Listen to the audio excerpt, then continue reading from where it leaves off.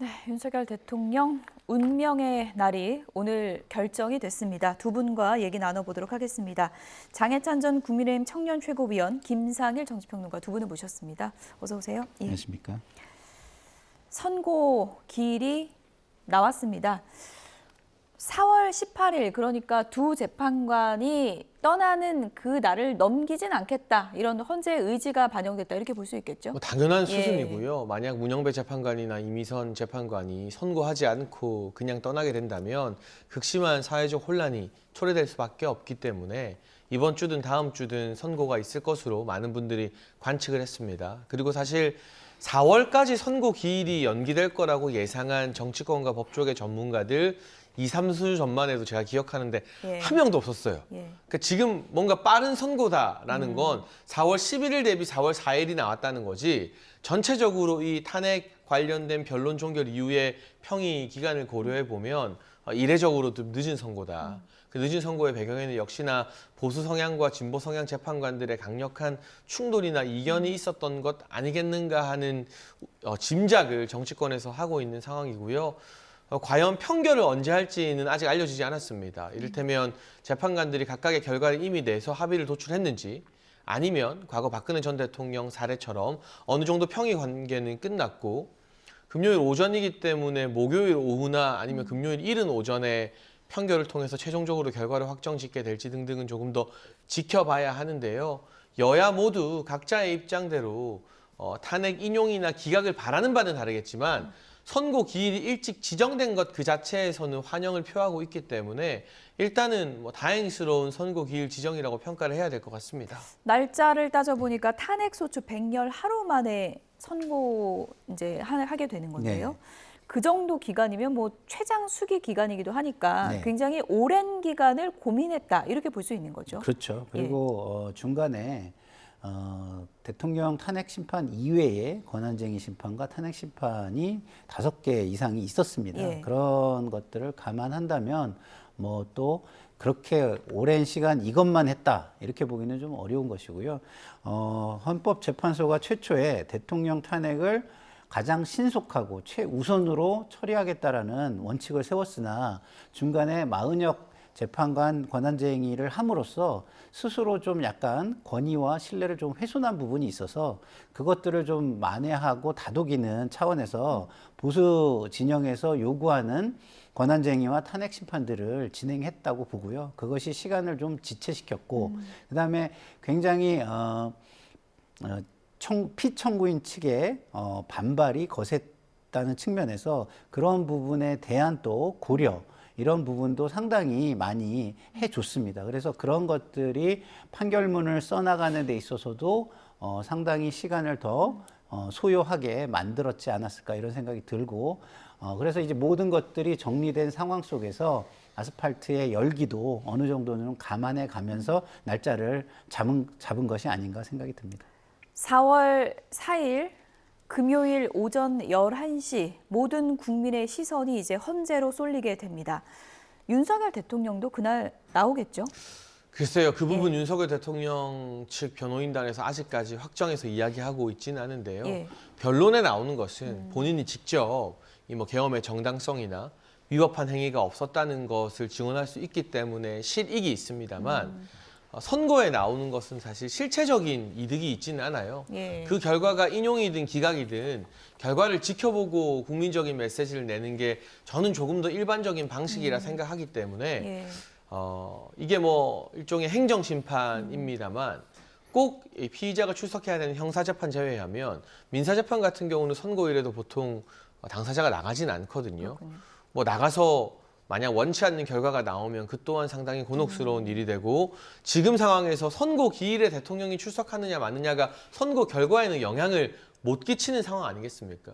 그래서 변론일에 나가는 것과 달리 제가 조심스럽게 예측해보자면 선고 기일에는 출석하지 않을 것 같다. 아마 관저에서 결과를 지켜보고 추후에 입장이나 메시지를 낼 확률이 현실적으로는 조금 더 높아 보인다는 말씀 정도를 드릴 수 있겠습니다. 네. 이번 주도 넘기게 되나 혹시나 4월 18일도 넘길 수 있다. 그러니까 새롭게 2명을 임명해야 되는 거 아니냐 이런 얘기까지 나왔고 네. 또 민주당에서는 상당히 좀 격앙된 초선 의원들 사이에서는 뭐 줄탄핵 이런 얘기까지 있었잖아요. 네. 뭐 국가의 혼란을 빨리 매듭지어야겠다 뭐 이런 것도 좀 배경으로 작용했다고 볼 수 있을까요? 그렇죠. 예. 헌법재판소가 사실은 처음에 신속 우선의 원칙을 밝힌 이유도 예. 지금 상태가 국가의 혼란 그리고 국가의 위기가 심화되는 상황인 것입니다. 그렇기 때문에 이걸 하루빨리 처리하겠다고 했는데 사실상 그 약속을 지키지 못했죠. 그런 상황 속에서 그 사회적인 갈등 이런 것들은 계속 늘어나고 예. 그리고 온갖 음모론과 지라시가 횡행하는 그런 상황이 됐습니다. 그래서 이것을 그대로 방치했을 시에 사회적인 갈등이 더 심해지고 감당하기 어려울 수준이 되지 않겠느냐라는 우려가 있었을 것으로 보이고요. 그리고 각 진영이 이런 어떤 자신들만의 기대감과 불안감을 확증 편향적으로 확대 재생산해 가는 그런 것들이 너무 심해지고 있었다. 그래서 헌재가 가능하면 빠르게 이것을 판결을 해야 되겠다라고 생각한 거 아닌가 저는 생각이 듭니다. 네. 헌재 그 선고일자를 놓고 여야 간에 이제 셈법이 굉장히 복잡하게 얽혔었는데 일단은 지금 국민의힘에서도 빨리 잡혀서 다행이다 이런 입장을 내놨더라고요. 그럼요. 만약 4월 18일 이후로 선고가 밀리게 되면 6명이서 판단을 할 수 있느냐, 추가 재판관 임명은 어떻게 되느냐 등등 너무 많은 혼란이 예고되는 상황이었고요. 특히나 민주당이 최근 이성을 좀 잃어왔잖아요. 한덕수 총리 겸 대통령 권한대행에 대한 재탄핵 시사라던가 국무위원을 줄줄이 탄핵할 수 있다는 발언 등등은 사실 국정을 대놓고 마비시키겠다는 뜻으로 보였는데 저는 헌재가 좀 신속하게, 그러니까 비교적 신속하게 4월 초입에 선고 기일 지정을 한 것은 이 사태를 방치하고 장기화시키면 헌재의 선고 지연으로 인해서 민주당발 국정 마비 사태가 몰아닥치는 것까지도 좀 우려하는 것이 아닌가. 또 그 와중에 문영배 이미선 재판관의 임기 연장 법안까지 법사위를 통과했거든요. 예. 그러니까 우리 헌법 질서를 지금 민주당이 다수당이라는 이유로 막 뒤흔들고 있었는데 이걸 막을 수 있는 사실 거의 유일한 방법이 선고 기일을 지정하는 것입니다. 예. 이제 금요일로 선고 기일이 지정됐기 때문에 그 이전에 총리 탄핵이나 뭐 줄탄핵 등등은 동력을 조금 잃게 되겠죠.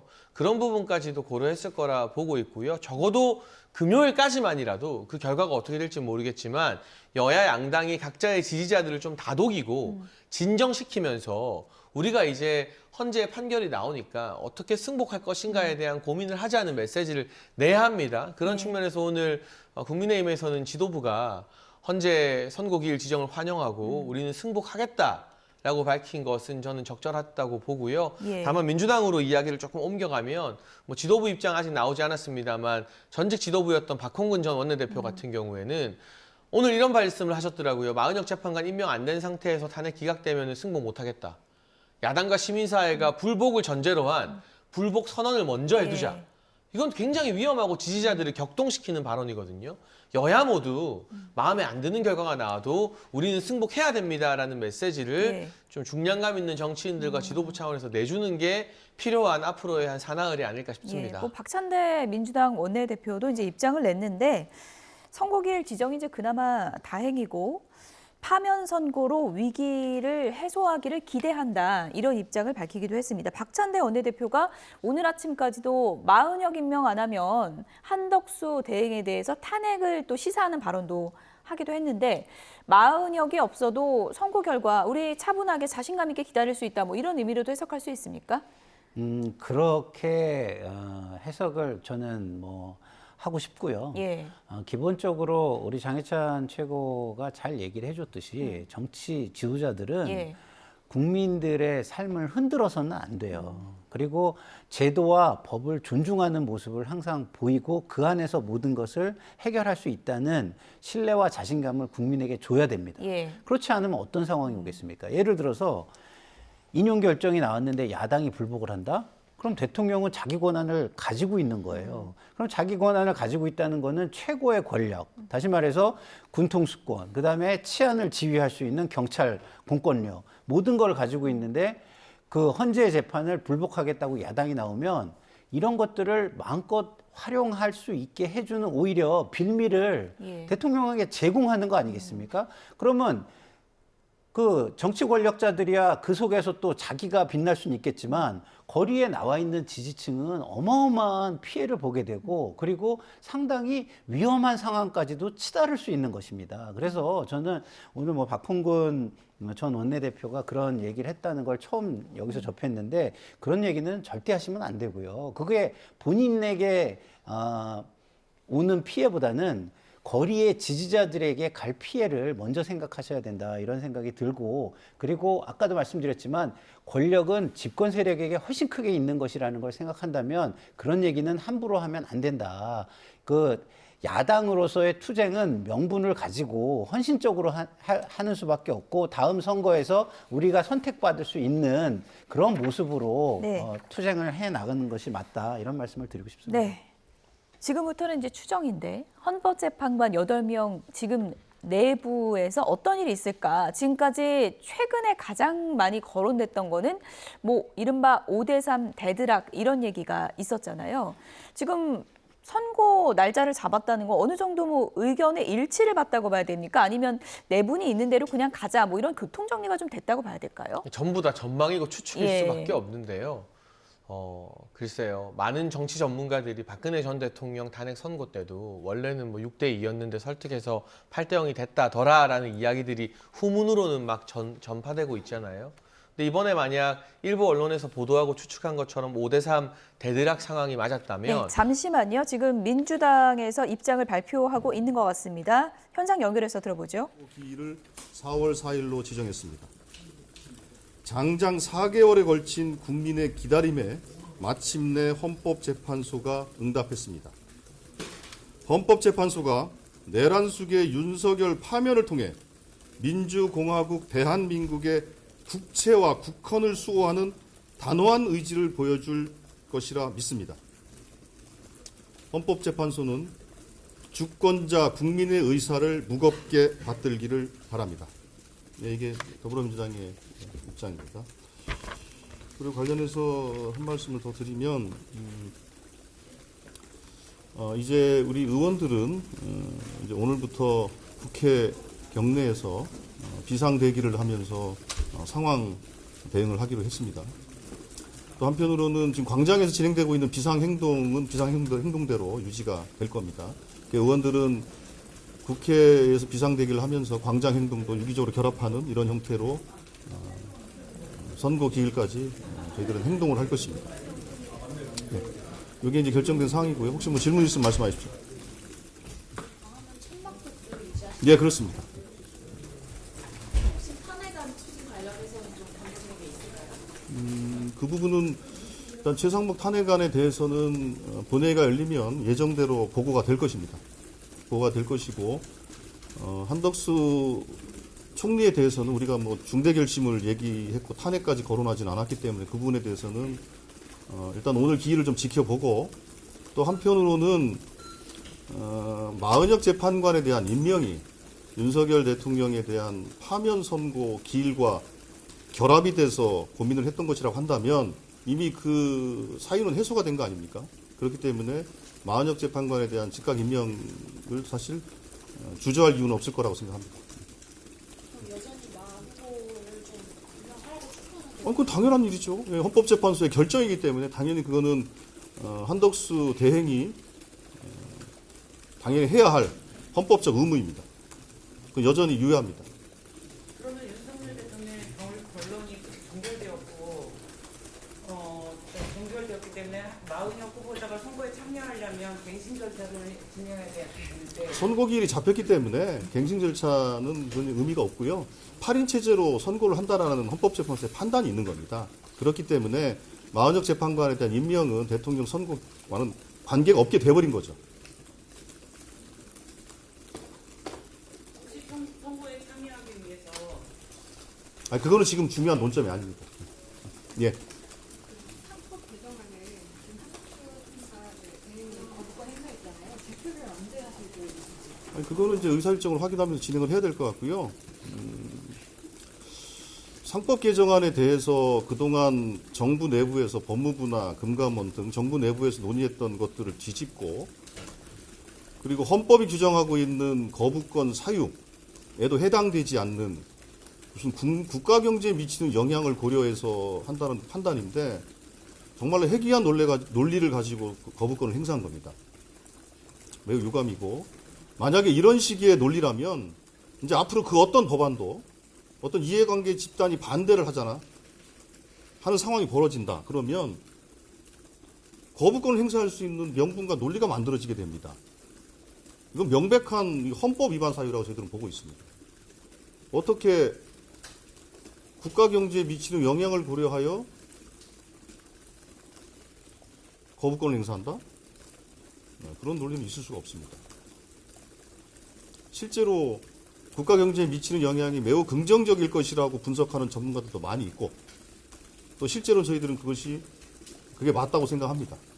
그런 점에서 보면 한덕수 대행의 소위 제2요구는 헌법에 반하는 결정이다 이렇게 보고 있습니다. 그리고 앞으로 이런 식의 논리라면 국회가 입법자들이 결정한 그 어떤 법안이라 하더라도 어느 이해관계 집단이 반대하거나 부정적인 의견을 개진하면 그 이유를 들어서 매사에 거부권을 행사할 수 있는 그런 상황이 벌어진다는 거거든요. 이거 매우 심각하다고 저희들은 보고 있습니다. 예, 상법은 이 정도 하시면 될 것 같고요. 예.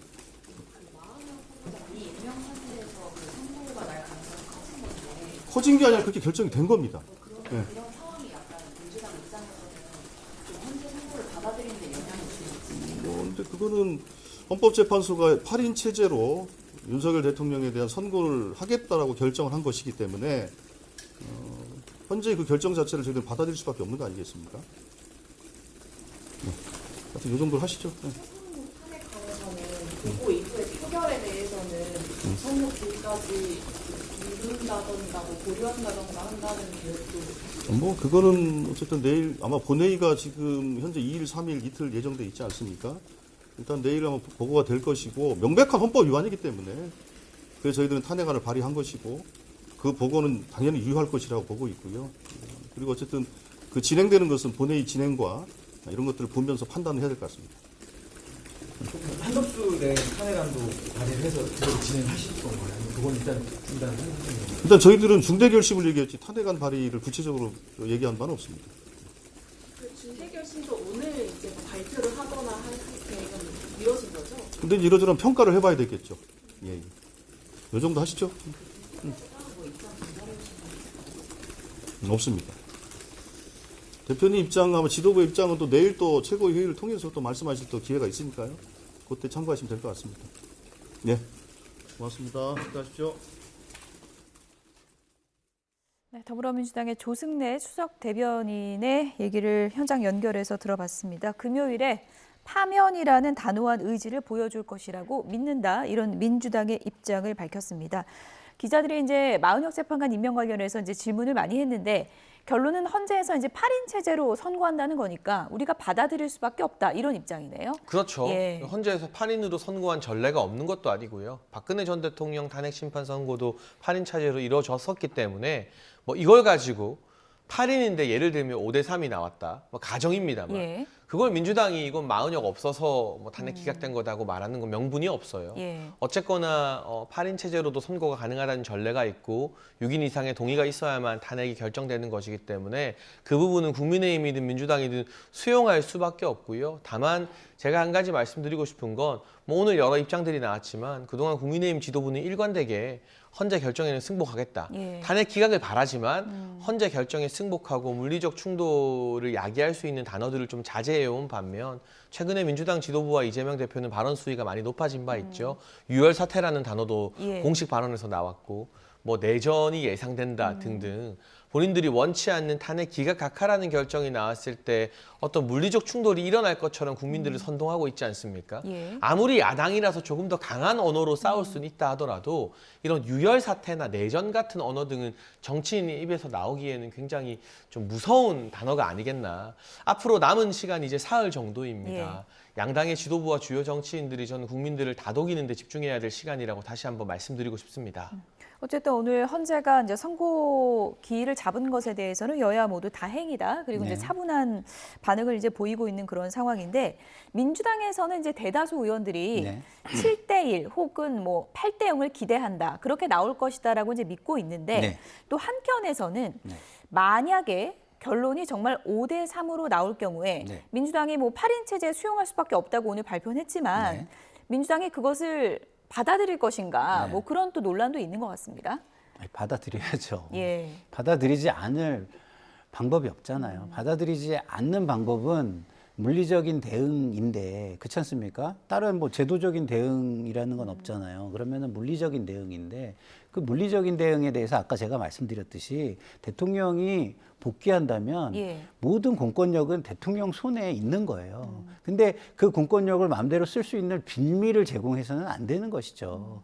물론 헌재가 판결한 것이 문제가 있다면 여론전을 통해서 많은 비판을 할 수는 있습니다. 예. 그렇지만 그 비판은 다음 선거를 위한 것이지 무슨 헌재를 뭐 어떻게 하기 위한 그런 비판이 될 수는 없다는 말씀을 제가 드리고요. 개인적으로 저는 뭐 이것은 8대0으로 인용 판결이 저는 나올 거라고 저는 믿어요. 왜냐하면 뭐 제가 백방으로 얘기를 들어봐도 이 기각 결정문을 법조인이 쓰기가 어렵다는 게 대다수의 제가 들은 의견이었기 때문에 제 개인적으로는 뭐 8대0이 나올 것이라고 보고 그다음에 5대3 이야기는 그냥 그 뭐랄까요 기대를 담아서 한 진영에서 만들어낸 이야기고 예. 그것을 가지고 돈벌이를 하고 싶은 유튜버들이 확증 편향을 심어서 확대 재생산한 거라고 저는 생각하는데요. 그 이유는 이런 겁니다. 자, 5대3이면 결론이 바뀐 거예요. 그리고 이걸 6대2로 만든다? 결론을 또 바꾸는 겁니다. 그게 가능하겠습니까? 박근혜 대통령 때 6대2였는데 8명으로 만들자. 이거는 결론이 바뀌는 게 아닙니다. 그러니까 국민의 어떤 그 갈등을 좀 최소화하기 위해서 뭐 어차피 결정난 거 조금 더 이거를 수습하는 쪽으로 하자 이렇게 설득했다. 이렇다면 얘기가 되지만 법관들한테 이거 지금 5대3인데 6대2로 결론을 바꾸는데 당신이 동의를 해라고 예. 한다면 입장 바꿔놓고 제가 법관이라고 얘기할 때 결론이 바뀌는데 동의할 법관이 독립적인 결정권과 판단을 가진 법관이 있을까요? 그거는 저는 논리적으로 아예 통하지 않는 논리이기 때문에 그거는 그냥 다시 말씀드리지만 돈벌이를 하는 진영의 그 어떤 유튜버나 이런 쪽에서 확대 재생산한 지라시성 루머다 저는 이렇게 생각합니다. 어쨌든 이제 선고 날짜 사흘 남았기 때문에 헌법재판소 내부도 상당히 바빠질 것 같습니다. 지금 헌재의 법조팀 김영수 차정윤 기자가 나가 있는데요. 헌법재판소 나와 주시죠. 네, 헌법재판소에서 탄핵 심판 관련 소식 이어서 전해드립니다. 오늘 오전 10시 40분쯤 기자들에게 공지가 됐습니다. 윤석열 대통령의 탄핵 심판 선고는 사흘 뒤인 4일 오전 11시 이번 주 금요일에 선고가 진행이 됩니다. 지난해 12월 14일 탄핵 소추안이 헌재에 접수된 지 111일 만에 결과가 나오는 셈입니다. 앞서 대통령 탄핵 심판 전례에 따라 금요일로 선고 날짜가 나왔습니다. 보통 변론은 오전 10시 또는 오후 2시에 진행이 되곤 했는데 이번에 선고 시간은 11시로 결정이 됐습니다. 마지막 변론을 마친 뒤에 좀 장시간 숙고하는 모습이었잖아요. 네, 그렇습니다. 윤 대통령 탄핵 심판은 지난 2월 25일 최종 변론이 진행이 됐고요. 38일 만에 선고가 이루어지게 된 겁니다. 노무현 전 대통령 때는 변론 종결 이후 14일이 걸렸고요. 박근혜 전 대통령 때는 11일이 걸렸으니까 이때와 비교해보면 2배가 넘는 기간이 걸린 셈입니다. 이 수기 기간이 길어지는 사이 헌재는 감사원장과 이창수 중앙지검장 등 검사 3명 그리고 한덕수 국무총리에 대한 선고를 먼저 진행을 했고요. 그래서 헌재 내부에서도 윤 대통령 탄핵 심판을 두고 이견이 많은 것 아니냐 이런 추측과 분석도 이어졌습니다. 네, 여기서 말하는 의견이 다르다는 건 탄핵 인용이냐 기각이냐 뭐 각하냐 이런 것일 수도 있고요. 아니면 쟁점에 따라 탄핵 사유가 되는지 안 되는지 이런 것에 대한 의견일 수도 있습니다. 예를 들어서 계엄 선포 절차적 정당성이 쟁점이라고 보면 사실관계에 대한 판단이 다를 수도 있고요. 또 사실관계에 대한 판단을 갖더라도 이게 탄핵에 이를 만큼 중대한지에 대한 판단이 각각 다를 수 있습니다. 이번 탄핵 심판에서 재판관 8명이 같은 의견을 낼지도 관심인데 만약 재판관 주문에 반대하는 소수 의견이 담기게 되면 이것도 헌정사 첫 사례가 되게 됩니다. 지금 시점에서 판결이 됐는지 안 됐는지도 궁금한데 어떻습니까? 네, 탄핵 인용인지 기각인지 또는 각하인지 재판관들이 종합적인 의견을 밝히는 절차를 평결이라고 부릅니다. 표결의 의미가 있는 건데요. 선고일이 공지가 되긴 했지만 판결이 이루어졌는지 여부는 아직 확인이 되지 않았습니다. 과거 박근혜 전 대통령 탄핵 심판 때를 보면 3월 10일 11시에 선고를 했는데요. 이날 오전에 판결을 진행한 것으로 전해졌습니다. 최대한 보안을 유지하기 위한 조치로 분석이 됩니다. 이번에도 같은 시각에 선고가 예정이 된 만큼 비슷한 절차를 밟을 가능성이 있는데 다만 평의 과정과 내용이 모두 비공개이기 때문에 이미 판결을 마쳤을 가능성도 배제할 수 없습니다. 네, 이 선고 당일 윤석열 대통령이 직접 출석할지도 관심입니다. 윤 대통령은 탄핵 심판 11차례 변론 가운데 8차례를 직접 헌재에 나와서 지켜봤습니다. 구속된 상태에서 매번 구치소에서 헌재를 오갔었죠. 그런데 지난달 8일 석방돼서 현재는 용산 한남동 관저에 머물고 있는 상황입니다. 구치소에 있을 때도 출석에 제한이 있었던 건 아니지만 그때보다는 조금 더 몸이 가벼워졌다라고 볼 수 있을 것 같고요. 그래서 선고 때도 나올 가능성이 있다는 분석이 나옵니다. 다만 윤 대통령 측 대리인이죠. 윤갑근 변호사는 출석 여부를 검토하고 있다라는 입장을 밝혀왔습니다. 법적으로 피청구인이 나오지 않아도 선고하는 것에는 문제가 없습니다. 과거 두 대통령도 탄핵 심판 선고 날에는 출석하지 않았었습니다. 이것 말고도 뭐 여러 가지 고민할 게 좀 있겠죠? 네, 그렇습니다. 워낙 그 선고 당일에 많은 지지자들과 또 탄핵에 찬성하는 그런 사람들이 몰릴 게 예상되기 때문에 경호상의 문제를 고려하지 않을 수가 없습니다. 여기에 또 예상되는 결과에 따라 정치적인 고려를 할 가능성도 있는데요. 윤 대통령이 직접 나왔을 때 파면되지 않는다면 극적인 장면이 연출될 수 있겠지만 반대로 역효과가 있을 수도 있습니다. 이렇기 때문에 셈법이 복잡할 수밖에 없다고 할 것 같습니다. 네, 저희가 탄핵 심판 변론이 있을 때마다 심판정 내부 영상을 전해드렸습니다. 근데 그때 영상은 녹화된 영상이라서 생중계는 아니었죠. 선고 당일에는 생중계로 모든 과정을 보실 수 있게 됩니다. 헌재는 선고 당일 심판정 상황이 생중계된다면서 일반인들의 방청도 허용한다고 밝혔습니다. 만약에 방청에 들어가지 못하시더라도 TV 생중계를 통해서 윤 대통령의 탄핵 심판 마지막 모습을 확인하실 수 있습니다. 과거 노무현 박근혜 전 대통령 때도 선고가 생중계됐던 적이 있습니다. 그렇다면 이번 탄핵 심판의 쟁점을 좀 간단히 정리해 볼까요? 네, 헌재에서 준비 절차에서 정리한 거는 5가지 쟁점입니다. 먼저 비상계엄 선포에 대한 위헌성, 여기에는 국무회의 절차에 대한 내용도 포함이 되어 있고요. 두 번째 쟁점은 정치행위를 모두 금지한 포고령 1호 발표에 대한 부분입니다. 또 군경을 동원한 국회 봉쇄와 선관위 장악 시도도 쟁점에 포함이 됐고요. 마지막으로 주요 정치인을 포함한 법조인 체포를 위한 체포주를 운영했다는 의혹까지 재판관들이 판단하게 됩니다. 네, 이런 쟁점에 대해서 판단을 한 뒤에 기각, 각하 또는 인용이라는 결정을 내리게 되는데요. 헌재의 결정은 단심제라서 이의제기 절차가 따로 없습니다. 주문이 선고되는 시점부터 효력이 발생하게 되고요. 만약 기각이나 각하가 된다면 윤 대통령은 곧바로 직무에 복귀합니다. 노무현 전 대통령의 경우는 기각이 되면서 곧바로 청와대로 출근했었죠. 윤 대통령도 기각 결정을 받게 되면 바로 대통령실로 출근할 가능성이 있어 보입니다. 만약에 인용이 된다면 어떻게 되나요? 네, 인용도 마찬가지로 주문이 선고된 그 시점부터 효력이 발생한다고 볼 수 있습니다. 박근혜 전 대통령 때 사례를 보면요. 3월 10일 11시 21분을 기준으로 파면한다고 되어 있습니다. 이 시간에 재판관이 피청구인 대통령 박근혜를 파면한다라는 주문을 읽었고요. 이 시간까지 결정문에 담기게 된다고 보면 됩니다. 윤 대통령이 만약에 파면이 되면 관저를 비우고 사저로 가야 합니다. 박근혜 전 대통령의 경우에는 선고를 받고 사흘째 되던 날 삼성동에 있는 사저로 이동했습니다. 네, 이제 사흘 뒤에 금요일에 윤석열 대통령에 대한 탄핵 심판 선고가 이뤄질 예정입니다. 5가지 쟁점에 대해서 재판관들이 어떻게 판단할지 주목됩니다. 지금까지 헌법재판소에서 전해드렸고요. 상암동 스튜디오 나와주십시오. 네, 윤 대통령의 운명이 이제 사흘 뒤면 헌재가 결정을 내립니다. 지금 상황을 뭐 유추해 보면 아직 편결은 안 한 거죠? 네, 보통은 이제 당일 아침에 하게 되는 건가요? 네, 편결을 했다는 헌재 공보관의 브리핑은 따로 없었기 때문에 예. 이전 전례를 살펴봐도요.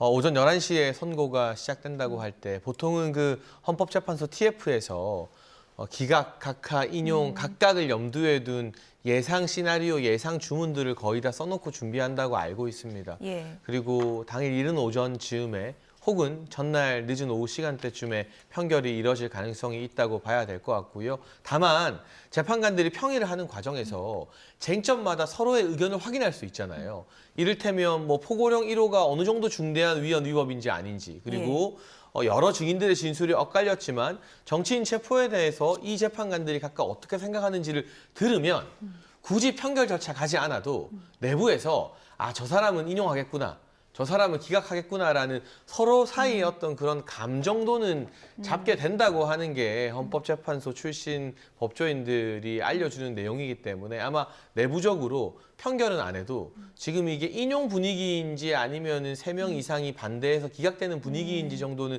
8명의 재판관들은 예. 적어도 나름은 유치하고 있지 않을까 싶고요. OX는 안 하지만 속으로는 알고 있다. 그렇죠. 예. 다만 그 외에 정치권에서 사실 지금 보수 진영이나 여권에서는 4대4 기각 각하를 바라고 있는 것이고 민주당에서는 오늘도 뭐 나오지만 8대0 파면을 확신한다고 하고 있는데 예. 정치권에서 하는 것들은 저는 별 정보는 없다고 봐요.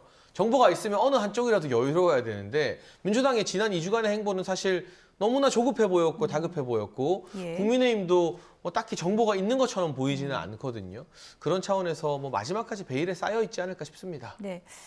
민주당도 그러고 네. 보면 국민의힘과 마찬가지로 정말 헌재 내부 소식은 아무도 모르는구나. 뭐 국민들이 그런 바라보면서 그런 것도 느꼈을 텐데 오늘 선고일 공지는 그래도 정청래 의원이 상당히 빨랐습니다.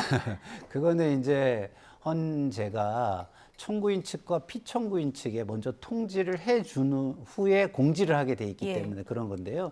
저는 정청래 의원이 그러는 모습이 별로 좋아 보이지는 않아요. 마치 자기가 모든 이슈의 중심이 있어야 된다는 식으로 저렇게 하는 것이 SNS에 올리는 거죠. 네, 그게 뭐 좋을까요? 그냥 차분하게 그 어떤 정치 지도자답게 그 국가기관의 그 절차를 그리고 결과를 차분하게 지켜보는 모습이 훨씬 더 좋지 않을까 이런 생각이 들고요. 좀 전에 말씀해 주신 대로 뭐 헌재 재판관들이 평의를 통해서 논의를 많이 하지만 뭐 서로 결론을 알고 있다? 이것도 저는 말이 안 된다고 봐요. 그건 결과론적인 예. 얘기입니다. 예. 그러니까 그 헌재 재판관을 하시고 나오신 분들이 예. 결과론적으로 다시 생각해 보니 좀 알겠더라 이런 예. 얘기인 거거든요. 예. 그렇지만 그 생각은 마지막 순간까지 바뀔 수도 있는 것이고 알 수가 없는 것입니다. 그렇기 때문에 문영배 대행도 지금도 모를 수도 있다. 모를 수 있죠. 예. 저는 모든 헌법 재판관들이 그리고 저희도 그렇지만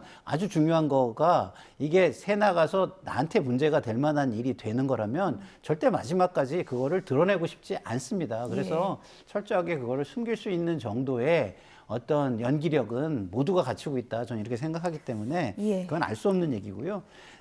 지금 마지막까지 편결을 보안을 유지하는 이유는 이런 겁니다. 일단 사회 혼란을 막아야 되고요. 그 결론에 신뢰를 조금 더 부여하기 위해서 하는 것이기 때문에 우리 국민들은 그런 부분을 믿고 차분하게 그 결론을 기다리는 게 좋겠다 이런 생각이 듭니다. 예. 어쨌든 오늘 선고일 지정에는 최근에 이제 마은혁 재판관 임명 저희가 앞서도 이제 얘기했지만 예. 8인 체제로 가느냐 9인 체제로 가느냐 아니면 뭐 4월 18일 넘기느냐 이런 논란에 헌재가 좀 종지부를 찍었다 이렇게 해석할 수 있는 거죠. 그렇죠. 예. 예. 그러니까 많은 고민을 저는 해왔을 거라고 봅니다. 해왔을 것인데 기본적으로 그 아스팔트의 열기가 너무 뜨겁게 달아오르는 게 부담이었을 거라고 저는 생각하고요. 예. 그런 걸 계속 지켜보다가 지금은 아스팔트의 열기가 어디로까지 번졌냐면 좀 전에 우리 장채구가 잘 얘기했지만 정치권으로 번져서 예. 아주 과도한 이야기가 정치권에서도 나오기 시작을 했잖아요. 그래서 지금 그 정도의 뜨거움은 감당하기 좀 어려웠을 것이다. 이거는 좀 빨리 정리하는 게 맞겠다 싶어가지고 예. 4월 18일 직전보다는 한 주 앞에 빨리 해야 되겠다 이렇게 판단한 것이 아닌가 저는 개인적으로 그렇게 추측을 네. 해봅니다. 변론 종결 35일 만에 오늘 선고일이 공지된 겁니다. 앞서 변론 기일에 여러 가지 쟁점에 대한 그 질의가 있었고요. 재판관이 직접 질의를 하는 부분도 있었습니다. 여러 가지 쟁점에 대한 재판관의 질의 어떤 게 있는지 좀 들어봤으면 좋겠는데요. 내용이 좀 준비되면 보여주시죠. 첫 번째 질문은 국가 비상입법기구 관련 예산을 편성하라는 쪽지를 기획재정부 장관에게 준 적이 있으십니까? 저는 이걸 준 적도 없고, 그리고 나중에 이런 계엄을 해제한 후에 한참 있다가 언론에 뭐 이런 메모가 나왔다는 것을 기사에서 봤습니다. 본인께서는 이진우 수방사령관, 네. 곽종근 특전사령관에게 계엄 선포 후 계엄 해제 결의를 위해 국회에 모인 국회의원들을 끌어내라고 지시한 적이 있으십니까? 없습니다. 네.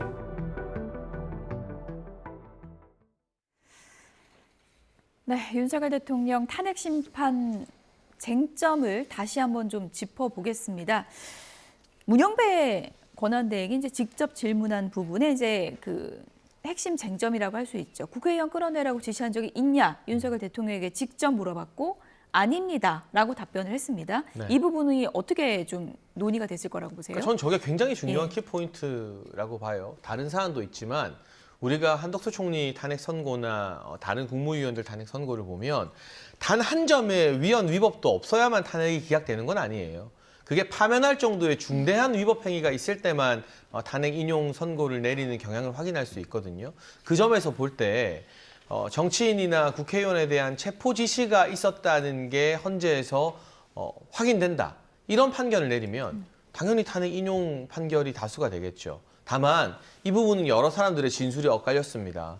곽종근 전 사령관이나 홍장원 전 국정원 1차장은 그런 지시를 받았다고 했습니다만 실제 국회 본관에 투입되었던 김현태 전 특임단장이나 해당 국회가 위치한 서울을 책임지는 이진우 전 수방사령관 등등은 네. 그런 직접 지시는 있지 않았다. 명단이 있다 하더라도 그것은 주요 정치인들의 동향 파악에 불과했다라고 이야기를 했고 특히 홍장원 전 차장의 메모와 관련해서는 이 증거 신빙성 논란도 상당히 불거졌거든요.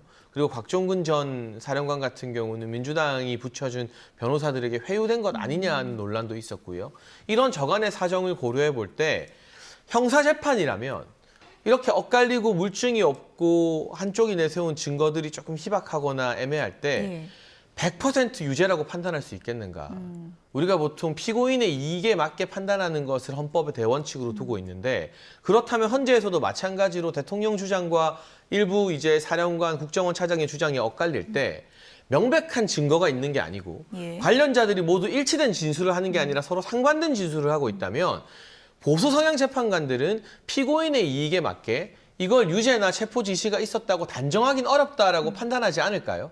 그렇게 된다면 저는 일부 중도 보수 성향 재판관들이 그게 몇 명일지는 모르겠으나 뭐 일각에서 기대하는 것처럼 3명 내지 4명 이상이 탄핵은 기각될 수 있다. 왜냐하면 일정 부분 이 비상계엄이 진행되는 과정에서 위헌 위법적인 요소가 아예 없었던 건 아니더라도 정치인 체포 같은 중대한 파면 사유는 없었다라는 기각 결정문을 쓸 가능성도 있어 보인다라는 게 현재 보수 진영 정치권과 법조계의 좀 기대이고 동시에 판단인 것 같습니다. 네, 그러니까요. 지금 뭐 저희가 다시 한번 보여드린 것처럼 비상입법기구 관련 예산 편성하라는 쪽지 이것도 굉장히 중요한 쟁점인데 이 부분도 윤석열 대통령이 직접 나와서 그런 거 뭐 기사에서 봤다 그런 식으로 이제 반박을 했잖아요. 이 부분은 어떻게 판단이 될 걸로 보세요?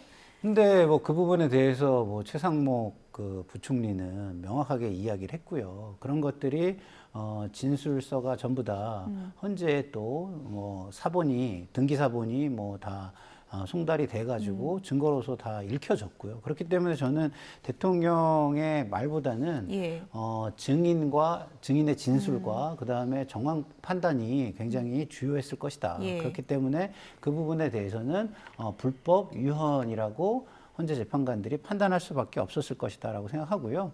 그런 차원에서 볼 때 아까 좀 전에 말씀해 주신 여러 혐의 중에 의구심이 보수 재판관들에게 있을 수는 있겠으나 그것이 엔드가 아니고 그 혐의들의 중에 하나만 돼도 이건 위법 위헌이라는 오어의 상황이기 때문에 저는 위법 위헌은 명확하다고 판단했을 것이고요. 그러면 그것이 파면에 이를 정도로 중대한 것이냐라는 이제 판단인 건데요. 예. 계엄과 군대 동원이라는 것 자체가 사안이 너무 중대하기 때문에 중대하다고 여기지 않았을 수가 없다라고 생각해요. 중대성이라는 건 이론의 여지가 없다. 개인적으로 보시기에. 그렇지만 거기 하나가 더 있죠. 예. 그 중대성을 판단하는데 사안의 중대성도 있지만 예. 국민 신임의 문제를 보는 게 또 있습니다. 그래서 이게 정말 너무 중대해가지고 국민의 신임을 회복하기가 어려울 것이냐라는 부분도 하나 보게 돼 있는데 지금 여론조사 추이를 보시면 민주당이 좀 과도한 행위를 탄핵 직후에 좀 하면서 여론이 굉장히 출렁였어요. 그래서 예. 이게 5대5도 무너지는 거 아니냐 이런 어떤 뭐랄까요 기대감 내지는 불안감 이런 게 공존하면서 지켜보는 상황이 있었거든요. 그래서 예. 저는 헌재 재판관들도 그런 부분을 그 여론이 출렁이는 부분을 어느 정도 지켜봤다고 생각합니다. 그 박근혜 대통령 때만 해도 70~80%가 쭉 유지가 됐거든요. 그러니까 이 정도의 사안이라면 대통령에 대한 국민의 신임은 회복될 수가 없다라고 판단을 하고 예. 안심하고 판결문을 썼을 거예요. 근데 이번 사안 같은 경우는 여론이 굉장히 출렁였습니다. 근데 그 여론이 출렁이다가 다시 안정화 추세로 지금 접어들었거든요. 예. 그래서 이 안정화 추세를 본다면 지금 거의 뭐 6대4 기류인데 그런 상황에서는 국민의 신임이 회복되기 어렵다라는 판단을 할 수밖에 없을 것으로 저는 보입니다. 예. 헌재 선고기일이 지정되면서 헌재 앞에 경비가 강화되고 있다. 이런 내용 앞서 전해드렸는데요. 정오부터니까 조금 전부터네요. 3호선 안국역 헌재 부근 출구가 폐쇄됐다는 내용도 속보로 전해드렸습니다.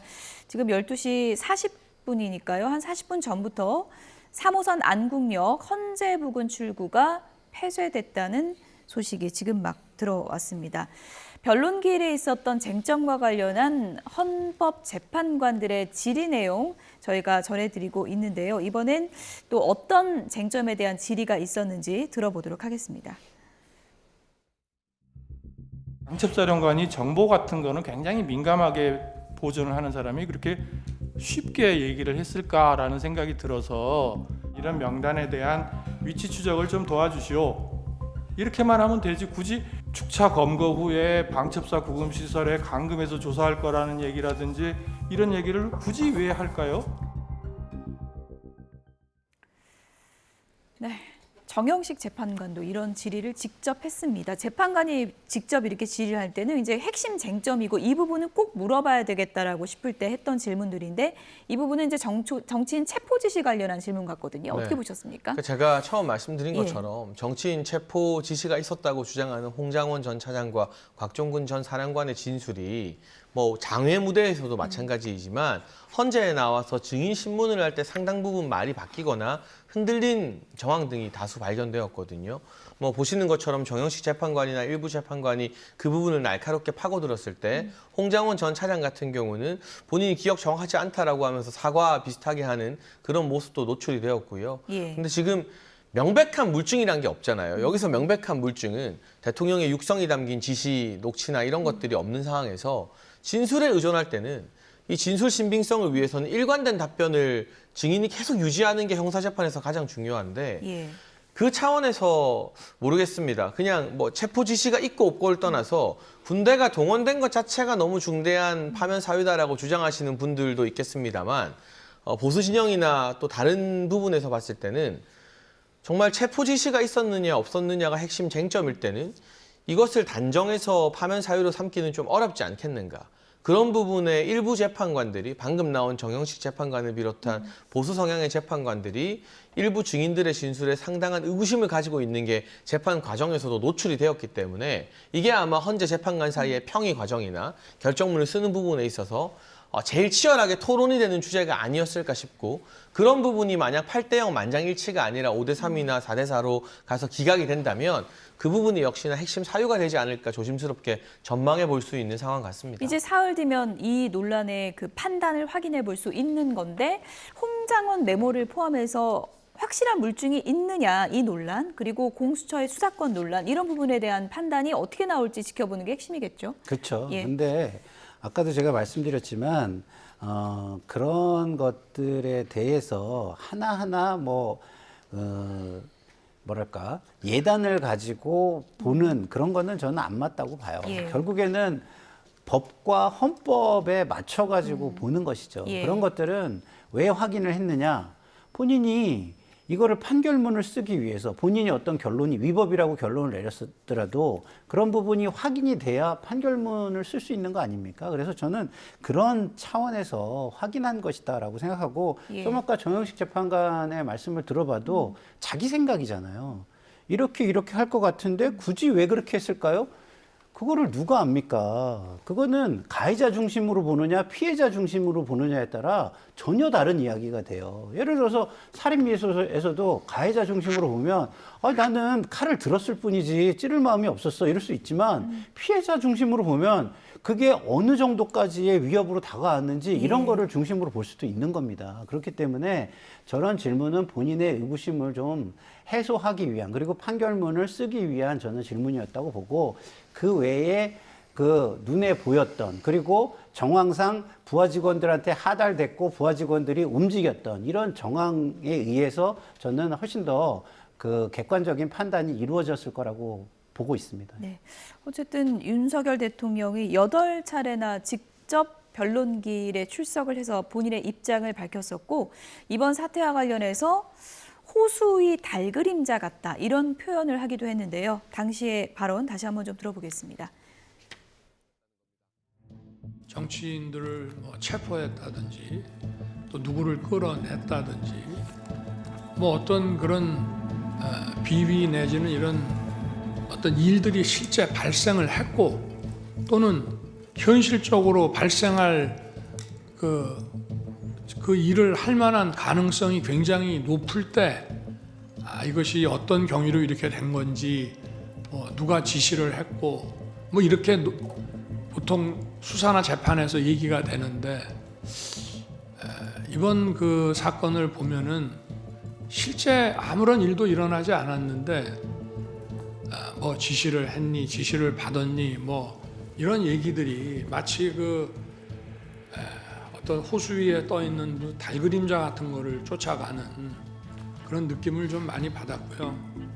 저도 국군 통수권자로서 우리 훌륭한 그 장군들의 진술에 대해서 이러니 저러니 제가 말을 섞고 이러고 싶지는 않습니다만은, 과연 처음에 14명, 나중에 이제 군 철수 지시하고 계엄 해제 나고 군 철수 지시가 이루어졌는데, 그게 과연 상식적으로 가능한 얘기인지.